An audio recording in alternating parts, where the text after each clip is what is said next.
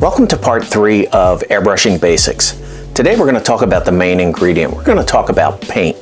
And before we get into thinning your paint, putting it in the airbrush and so forth, we're going to talk a little bit about paint composition. It's very important. I'm no chemist, so I don't know specifics, but it's important to know about the solvents and things you use in order to get the best finish with your airbrush. So let's talk about paint composition.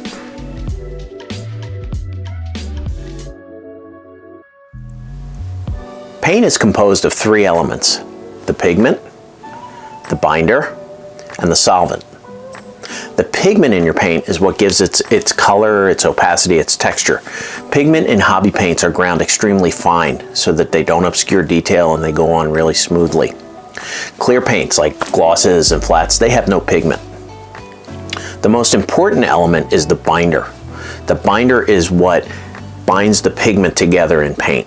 It determines the adhesion and the curing of the paint, or the drying time of the paint. It strongly influences flexibility, durability, finish, and so forth. Hobby paints use 2 different types of binder: an acrylic binder or an oil-based binder. The third element in paint is the solvent, and that's what we're going to be focusing on the most. Solvent is what's used to dissolve the binder in the paint, or to thin the paint out. It can be either an acrylic solvent, which would be water, alcohol, and so forth, or an oil-based solvent, turpentine, mineral spirits, and so forth, lacquer thinners. So we're going to look at basically how to thin your paint down using a solvent and the different types of paints. In the hobby world, when it comes to airbrushing, there's basically 4 types of paint available. There are water-based acrylics, alcohol-based acrylics, enamel paint, and lacquer-based paints. And we're going to take a look at those and discuss them. As their name implies, water-based acrylics are thinned with water. Their fast drying time is a positive, but it can also lead to the paint drying too quickly and clogging the tip of the airbrush.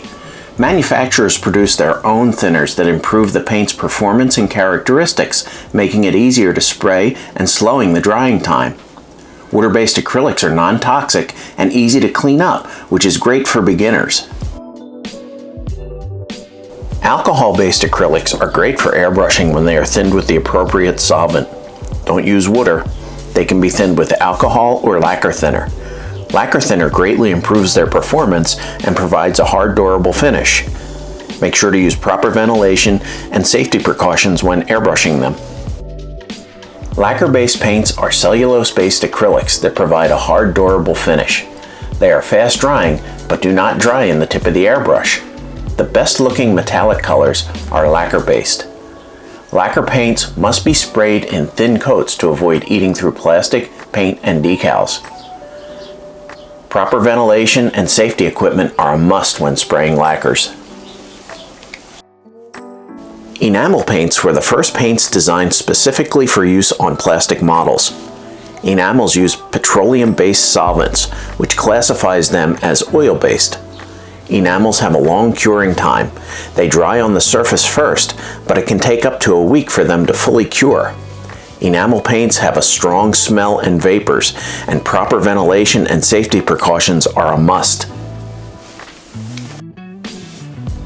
We're going to wrap up our discussion of paints for airbrushing with a few quick words about solvents or thinners and additives for your paint.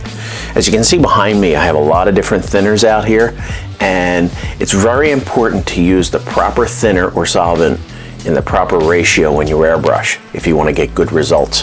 So if I'm going to go and grab my Tamiya paint and spray it out on my airbrush, I always grab my Tamiya thinner. I know it's going to work. If I mix it properly, it's going to spray, give me a beautiful finish. So, rule of thumb, use the thinner or solvent from the manufacturer with their paint, and you'll always get a good result. Something else to keep in mind is, with water-based paints such as Vallejo, like their Model Air, even though this is designed to shoot straight out of an airbrush, there's always going to be a time when you want to thin this down a little bit depending on what you're spraying, how fine the line is. So use the Vallejo thinner.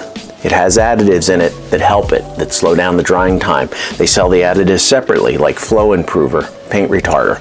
Use them. It keeps the paint from drying too fast and clogging up the tip on your air gun. So, rule of thumb, Make sure to use the manufacturer's solvent or thinner with their paint in the proper ratio. And we'll see you next time.